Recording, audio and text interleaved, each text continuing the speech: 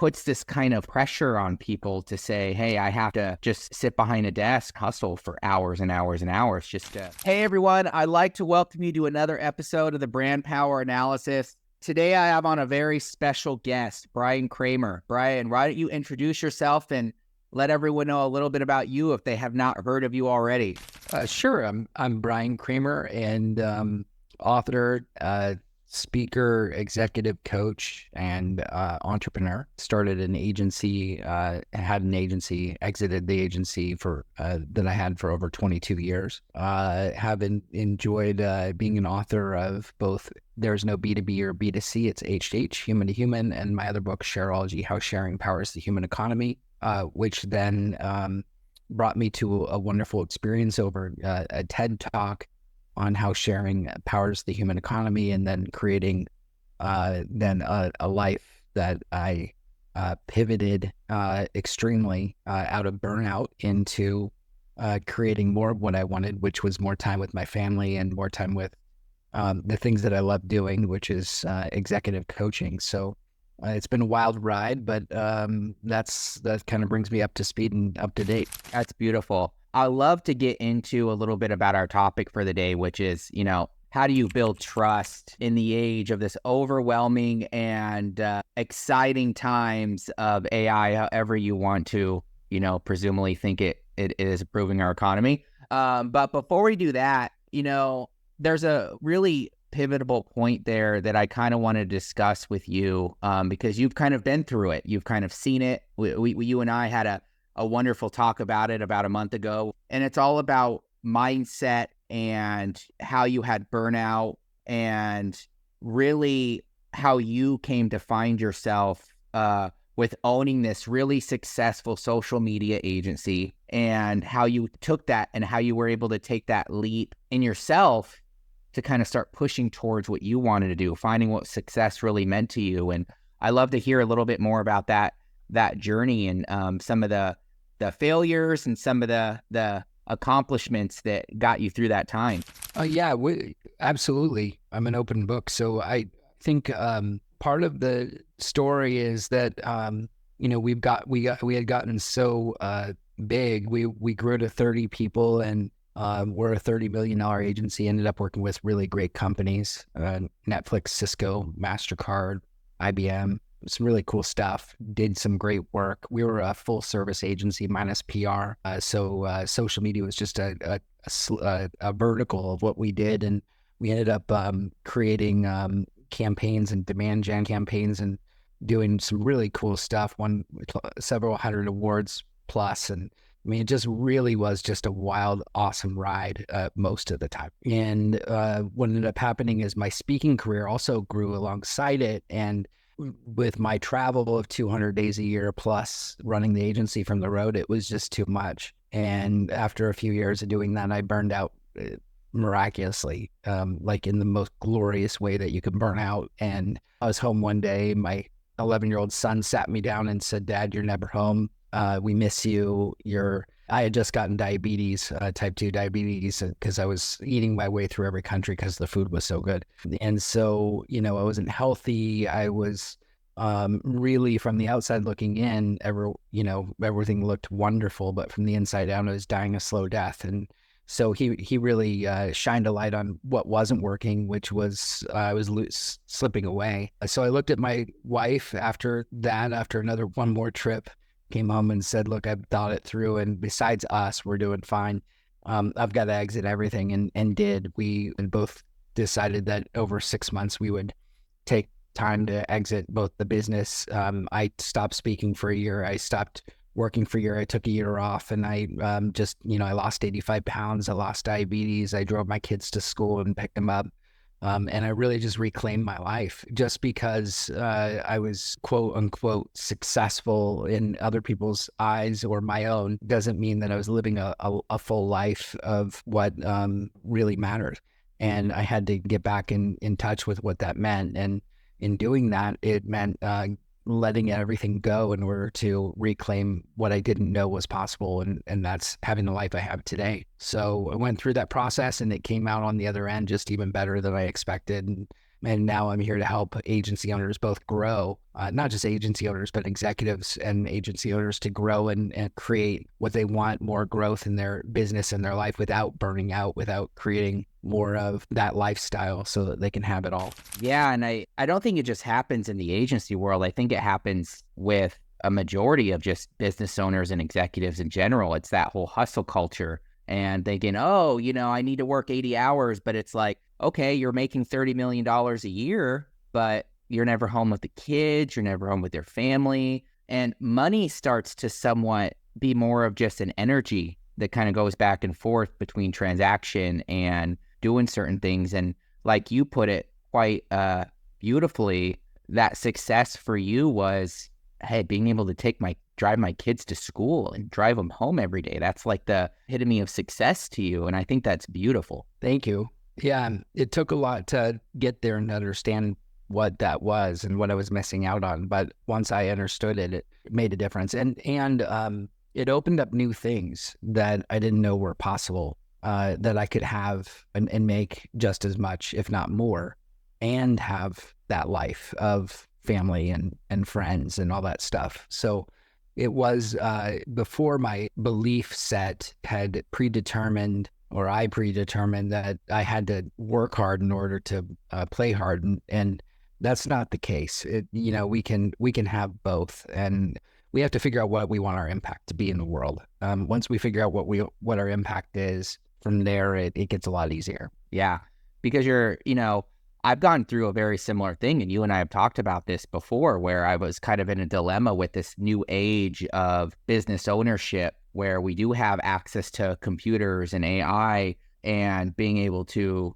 say, hey, like, it's funny. I actually tell my employees, hey, if you have burnout, take a day off and go for a hike with your families, like go take a day off. Don't work harder, work less, and so it's one of those situations where I feel that there's this pressure with seeing so many gurus. I'm not saying any of them are good or bad, but how to make it to, now it's $1 billion, how to make it to $1 billion, how to do this. And it puts this kind of pressure on people to say, hey, I have to just sit behind a desk or go out there and hustle for hours and hours and hours just to try to find what I think is what success really looks like, when in reality, success is really whatever you want it to be. If it be for family, if it be going out, for me, for instance, being able to go have my personal time in the morning before I come home and make my kids breakfast before I can get to work, and that's what success looks like to me, is being able to provide that time for my family and being able to balance that no matter what size agency you're at. I think is something that a lot of people should take into consideration as they're trying to grow their brands. Amen. But let's get into the topic, because I think it kind of relates a little bit, because you're very big on human to human in your book. And I think that I personally have started to see this huge trend with digital, especially I'm one that I fall into this trap. I was an introvert. I started to, build this business and just sit behind a desk all day with fear piling up of being able to go out and meet people and, going out and trying to reach and make my difference in the world. AI, I think, has started to play somewhat of a part of that. And so I really want to dive into your thoughts on how you can really utilize AI, for one, to build trust, how people in today's world can kind of utilize it and still have that sense of human connection. That's a good question. So I think that there's a lot of things that will never go away, and there's a lot of things that will be replaced. Let's start with the things that will be replaced. I think that we do a lot of things that we don't like doing, and those are the things we're looking for answers for, things that are the minutia of our everyday. And if we could find something that replaces that in a more efficient way, hey, by all means. However, there's also something that I don't think will ever go away, and that's strategy. Strategy is always going to be at the top of the human food chain of desire, need, and ability to be a human quality that's needed every day. And then when you play it out from there, you start to look at what makes brands more human, not less human. because we're all attracted to more human brands. We're less attracted to brands that are more robotic, try to be perfect. So, look at I wrote about this in H2H. It's the 3 pillars of what makes every brand more human. One is simplicity. You tell me, what do you think is a brand that embraces simplicity? Oh, you're putting me on the spot here. Probably can't think of one off the top of my head. Being under pressure, I should have let you let me review some questions before we jumped on this podcast. A brand that is simple. You can quickly tell us what that brand's about, or what they do, or what they sell. I would say Netflix. Okay, Provides entertainment. Provides entertainment. Open up one app and it does it all right inside. A lot of people will say Apple because it's an easy go-to answer. I love that you said Netflix, because it's actually something I don't hear a lot about, and I agree with you wholeheartedly. The next one, I'll set it up in advance to get a little more time, but the next one is empathy. Brands that have empathy for their customer shows up as customer service a lot of times. They're really good at making sure the customer knows that they care. Sometimes they'll shower their customer with love in certain ways, or they'll help the customer to go to the ends of the earth to make sure that they know that they're going to take care of the customer. It's not always about the customer. Sometimes it's internal. Sometimes it's about culture. Sometimes it's about just a CEO that has empathy for its own company. There's a lot of ways that empathy shows up, but the one that we see the most is when it's through customer service. Does anything come up for you when I say empathy, like a brand that has empathy? Oh yeah, you're really diving into my 3 pillars of what I've been starting to build for my TEDx. Mine is connection, but I really push towards Patagonia. Oh, brilliant. Yeah, absolutely. Especially with their recent move, changing to the profit being towards global warming, or towards the earth. I think they've done a great job of putting all their profits first into the hands of their customer. So that's a beautiful example.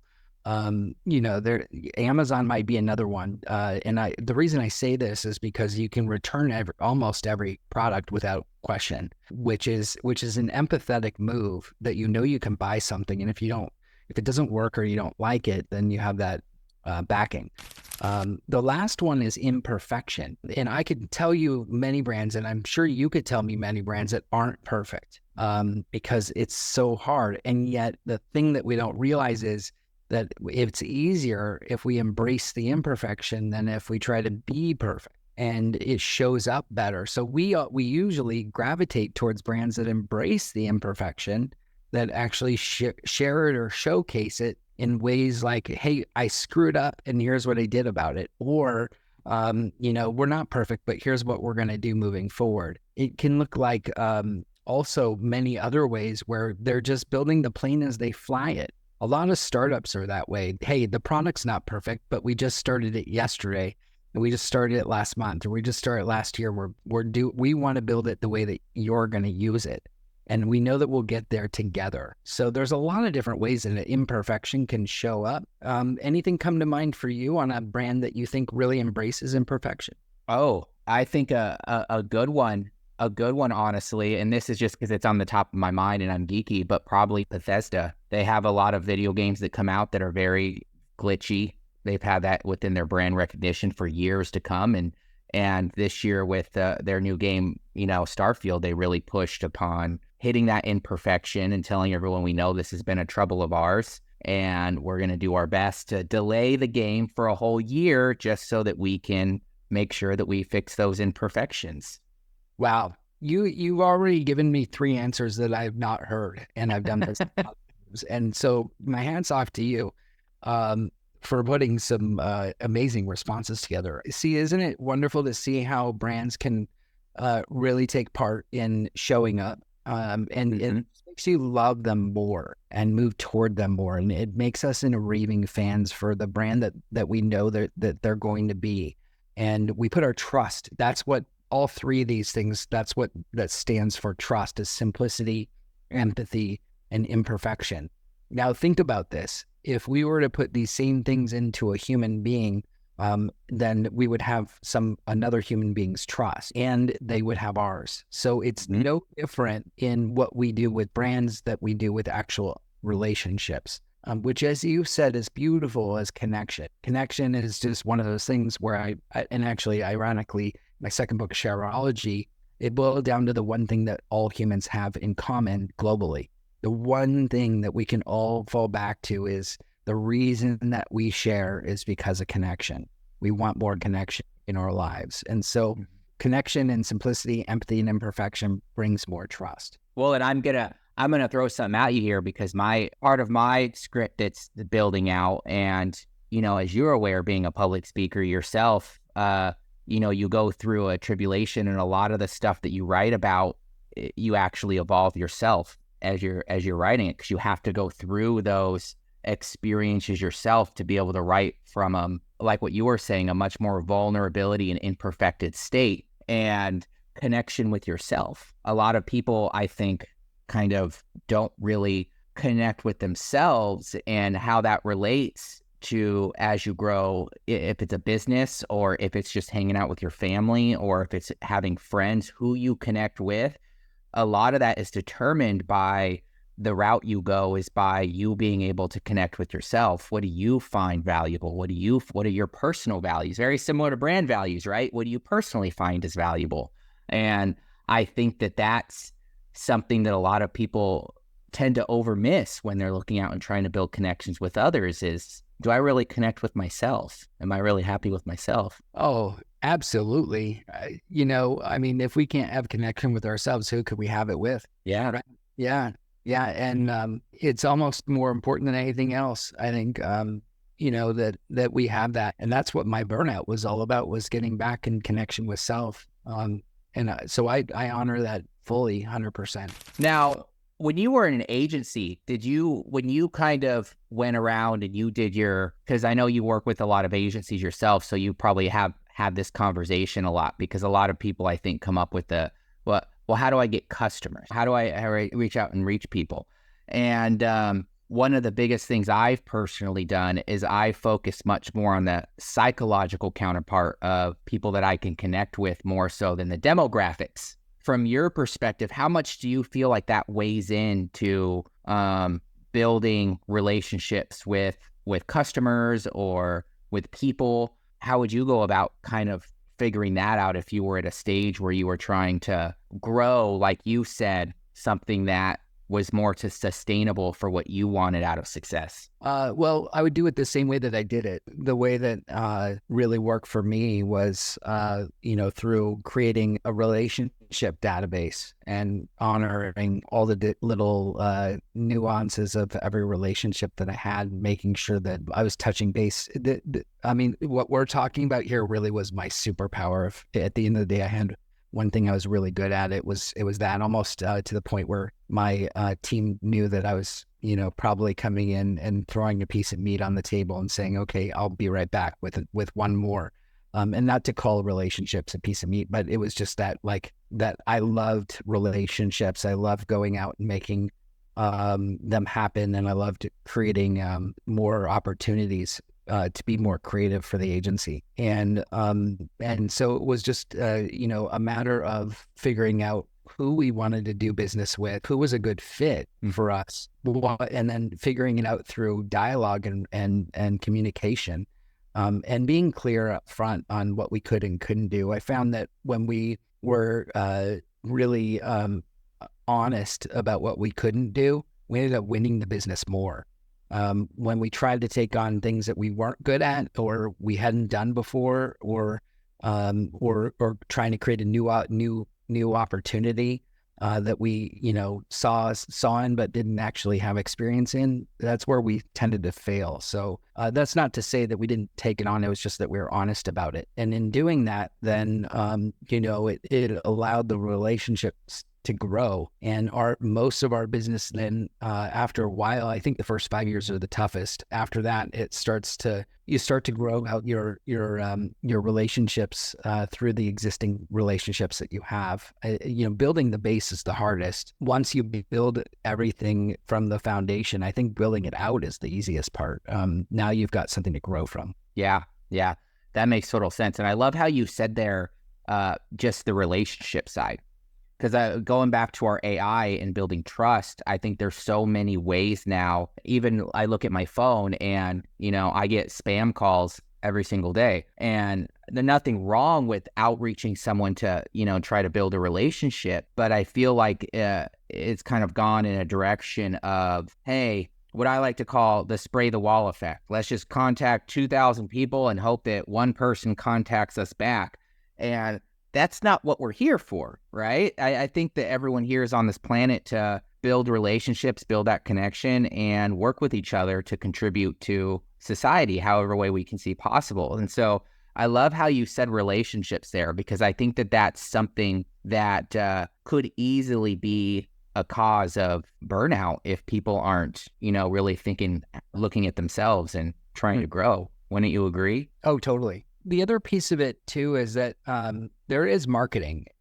Relationships are sustainable, but marketing is long tail. Marketing is sales is short term and marketing is long term. And the two have to play hand in hand. So what we're talking about is the relationship side. I don't want to say it's just short term, but it's something where when somebody comes to you with a problem, you have a solution, you put the solution in place and you solve it. Marketing is setting yourself up for a pipeline. Pipeline becomes accountable. So you need both. You can't just survive on relationships alone. Eventually we run out of, or could run out one day if you need it. Let's say if your clients restructure, there's a bad economy, there's different things that go awry, that you can't be holding them accountable for your business bottom line. And so you've got to be ready for that. And the only way to do that is to put marketing in place. Just as you would for others, I believe that, and we did put it in for ourselves. We rebranded at least once every 5 years. We had marketing campaigns. We put our own creative in place for ourselves and really worked hard at creating marketing tactics that would work. We entered in awards. We did, things that would make our clients proud, but also showcase what we're capable of. Match or put in place different things that we needed that matched the relationship side so that we could count on both. Yeah. I mean, that's 100% true. What would you consider branding? Would you consider branding more of a relationship kind of tactic, or would you consider it more of a marketing kind of tactic? Well, I love what Bezos said. A brand is what others say about you when you're not in the room. And so there isn't one thing that I would put my finger on and say a brand is a logo, or a brand is a website. A brand is constantly worked on. And so, there's a lot of different aspects of tonality and style and humor. And I mean, we always called our tagline for a long time was serious fun, because we knew when it was time to get serious, but we also knew when it was time to have fun. And we wanted that with our clients. We had a gong in our lobby, a giant one that our team got us at our 5th year anniversary. And every time there was a client win, a Friday afternoon, or a new hire, then we would hit the gong, and every time there was a new client, they got to hit it too. Was another one, and we would post in the gong gallery, and our clients would look forward to it. They'd say, "Hey, I'm a new client. Do I get to ring the gong?" And so all of a sudden, it started to become part of the brand that we were, doing these kinds of things. So it wasn't just one thing. It wasn't just, "Hey, let's just rebrand once a year." It was, what can we do to help build the culture, build the culture with our clients, and build the overall tonality of our brand into something that everybody could take part in. Beautiful. I love that. That goes to those pillars again, because your customers are just as important as you said, customer service, just as your employees. I mean, I think that's really the ecosystem, is the leadership, the employees, and the clients. And that's really what builds the culture within the whole company. So let's get into some of these topics here that we are going to talk about. You talk a lot about, how do you feel that companies right now in the day of AI are building that trust within the center core of what they're doing and how they're succeeding? I don't think that they're doing it very well. So I'm not gonna say that there's a lot of companies that are putting trust at the center. In fact, I think the old adage is putting the client at the center. And I think that now we've got to start putting trust at the center, because trust is getting lost along as part of the journey rather than being the focus. And, when you looked at those three pillars we talked about earlier, simplicity, empathy, and imperfection, you can start to look at brands that aren't doing it well, like Facebook. I don't think they're doing any of those three things. And it's not going to be sustainable for a long time. They've got enough cash to hold them over. But if you want to start building trust, then you got to start taking a look at what your values are. And then I think that the number one skill set as any leader, any way to gain trust is through humility. And it's just a lost piece. And it's going to get more lost as AI comes, because AI does not know humility. It's not a platform that's going to take humility on unless you write this piece in with humility. But again, it's the human that told it to do that. And it's the human that knows where that piece of content is going to be copied and pasted. And it's the human that's going to edit it. And that's the human that's going to create little pieces from it that sits in perhaps an email or other areas. So there's a lot of humanness in humility that will shine through, I believe, in the next 5 years, that will create more trust than any other brand. And those are the brands that are going to win. Why is that so beautiful? Why do you think that humility is going to build so much trust, not just with people now, but as relationships grow, depending on who someone's building a relationship with? Well, look at all the billionaires right now. I wouldn't say that there's a lot of humility going on. In fact, it's the opposite. We've got Musk, we've got Bezos, we've got Bill Gates. You could argue has a little bit. You've got not, and humility is not a top-rated skill when you think about any of those. And you can argue with me if you think otherwise, but I don't think that it's humility that is going to create the future leaders. The opposite. I think it's humility that's going to create future leaders. I think it is a lack of humility that will keep them there. And so when you look at new brands that are starting to form, or look at businesses, like you look at Tim Cook, to me, that guy really, and I could be wrong, I don't know him personally, but at least from what he puts out into the world, there's a lot of humility there in what he does and how he treats employees, and what has now extended into a $3 trillion company. When you look at Warren Buffett, the dude buys companies that he believes in, and to me, that's humility.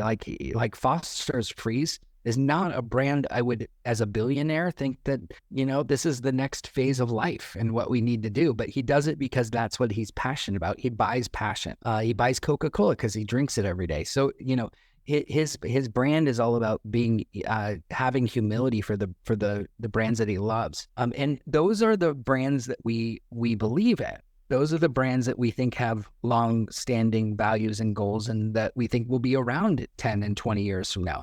I don't know what's going to happen to Twitter/X. I don't know what's going to happen to Facebook. I don't know what's going to happen to all these things. And it's because they lack humility. So my belief in investing in them as companies is not entirely there, where it is in the brands that have the humility factor. So that's where I think that they win versus the ones that don't. Does that make sense? Oh, no, it does. It's interesting you say that, because one thing that you said there was, well, two things. I think that trust, if you're not showing any sort of humility, vulnerability, failures, you're going to be in a situation, why would I trust you? Because now if something breaks or, something goes wrong, you're not going to tell me. So how am I supposed to know as a valued customer that, because you're just talking about all the perfection, back to your point of the imperfections, right? And two, being a skill set. I am firsthand, this is me showcasing to you some of my humility right now. It takes a lot of work to connect with yourself and be able to find out what inside of you is keeping you from showcasing your humility to the world. And that is a skill set that you have to kind of learn to be more vulnerable with other people, and to be able to tell them, hey, I'm not that great sometimes. I can't get this. We're not doing this. Back to your showcase with the agency. And that's, I think, a good example of just something as easy as, hey, this isn't something that we're good at.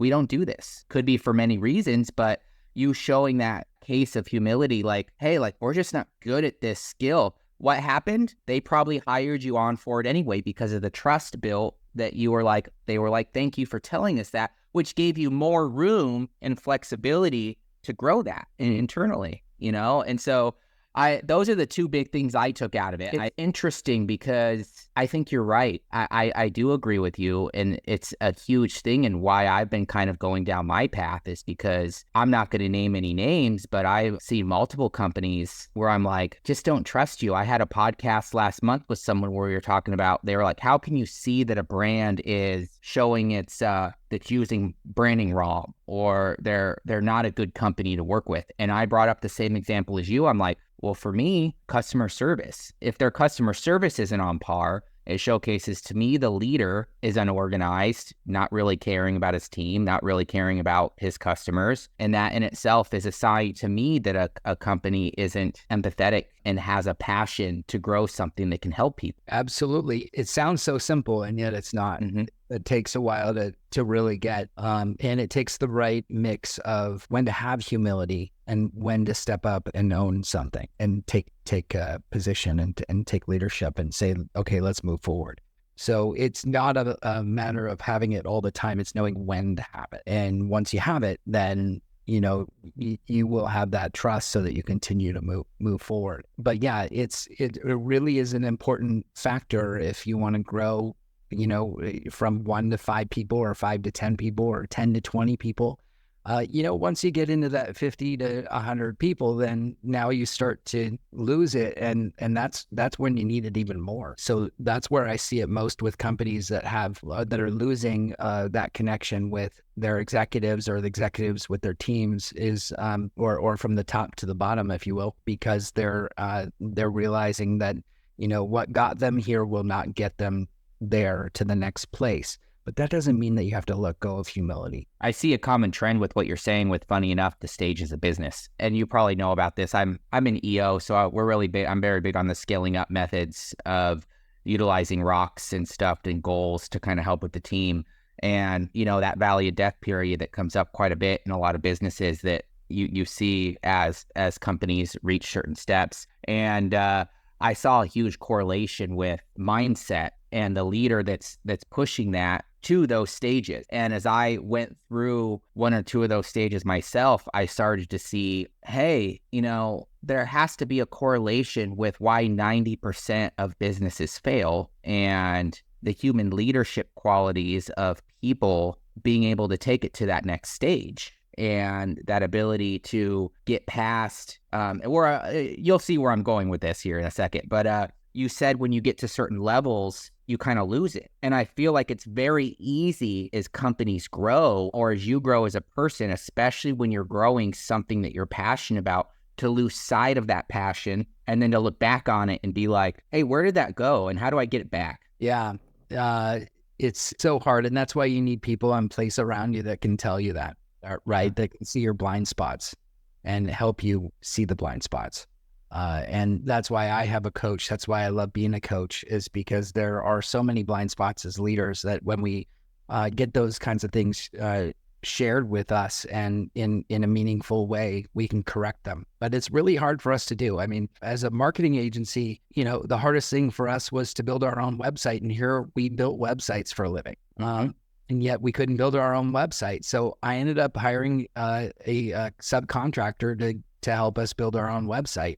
And that's humility, man. That talk about like going out of your comfort zone, out of your creative team to do something that, you didn't necessarily or couldn't do. At the end of the day, it's cobbler's kids. We have a hard time serving ourselves and seeing in ourselves what we see in others and what we can do for others. And we have to face that and say, okay, I need help.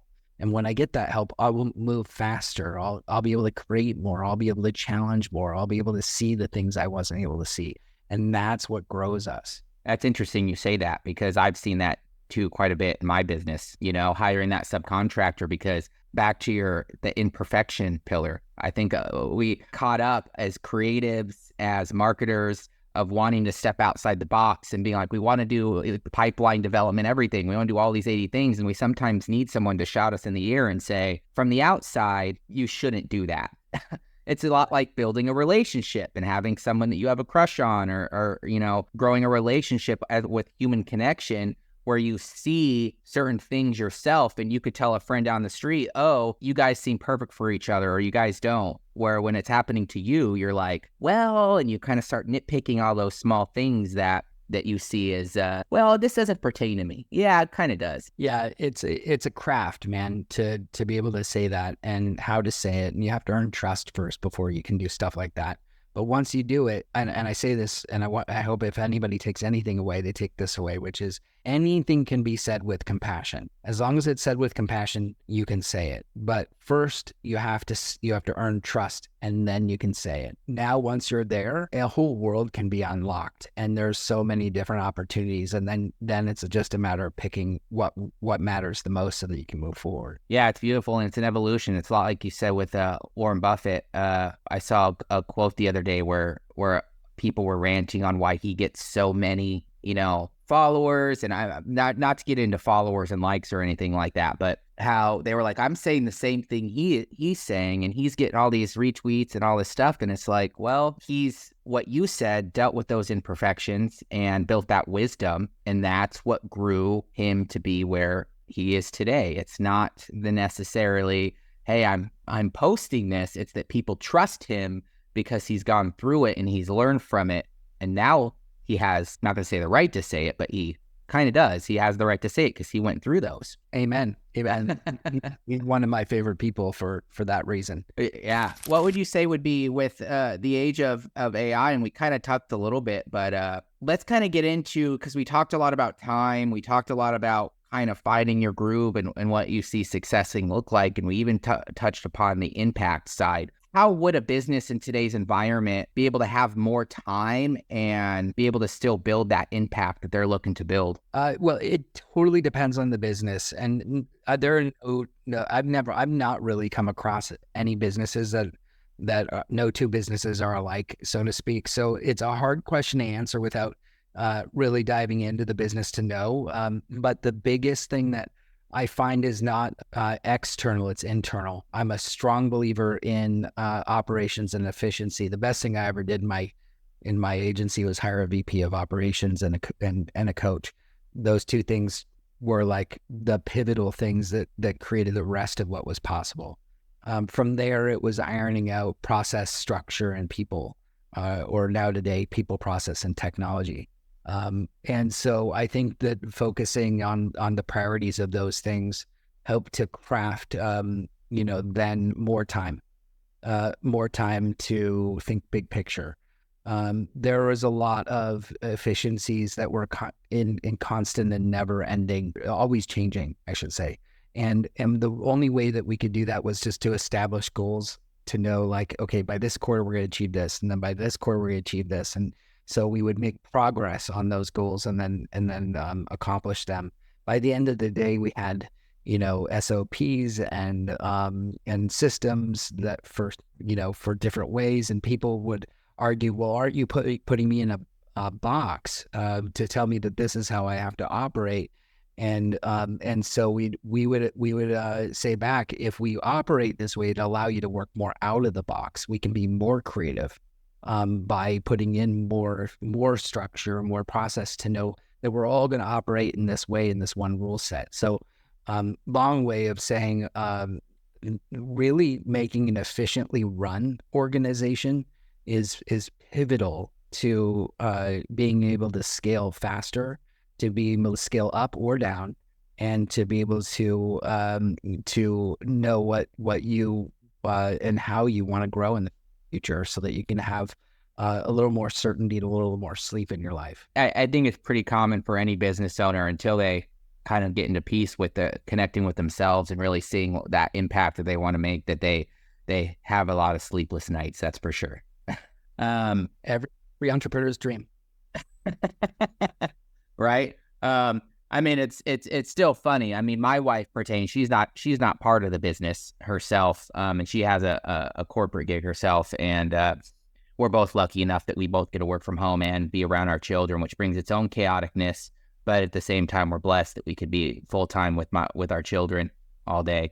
And there's a part of her that just doesn't understand business growth. But there's another part where she's quite lucky because she can go in and she can turn it off at 5 o'clock in the afternoon. But yeah, I really appreciate having you on. I think that you and I could probably talk for hours upon this stuff. And there was a couple questions here that I would have loved to dive into a little bit deeper. But I really want to finish off this podcast and video cast by kind of going over a little bit more on your book. You did kind of mention that you're in the process of building a new book as well. And so you can talk about that one if you want, but why don't you tell people a little bit about Human to Human if they have not read it yet, and some of the things you're doing right now and how you can help others. Sure. Yeah. Thanks, man. H to H, we went over a lot of the ideas or the concepts around simplicity, empathy, and imperfection. And it's definitely worth picking up, as well as shareology if you're looking on how to then implement H to H. So H to H is more of the high level why, and shareology is the how of H to H. So it puts a lot more emphasis on. It's a much bigger book too, and it's a 1.5 year drawn concept that I did with over 150 interviews on how, what, where, when, and why people and brands share, not just on social, but also in within their own company, and also how they share with their employees, and then also with everybody out in the world, and what ways can they share. Then how I love working and what I do is really just through executive coaching nowadays.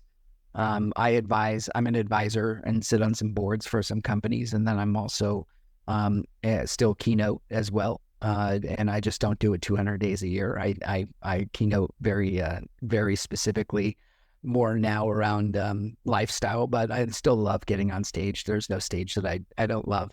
And then back to the executive coaching. I love helping entrepreneurs, executives, and up and coming leaders to be able to help thrive in this world so that they don't burn out, but also to grow their profit margin and create more of what they love, which is building a business. So that's what I love doing. That's where I'm at. My website's easy. It's it's bryankramer.com, Bryan with a Y, Kramer with a K. And I've got a bi-weekly newsletter that I put out there that has a lot of the same information. So if you love hearing about this and you want to hit reply and comment anytime, I will hit reply in true H2H style. All right, beautiful. Well, everyone can find this on the Brand Power Analysis. We'll put it down in the comment section of the podcast on all major platforms. And we're also going to have a video series with you. We'll throw you up on the YouTube channel. We'll have quite a few videos of you out, and we'll put all of your stuff down in the comment section there as well. So if anyone wants to get a hold of you, they can find you there. That is so cool. Thank you so much. I really appreciate it. And I really enjoyed our time. Thanks for the great questions, Zach. Thank you. I appreciate it.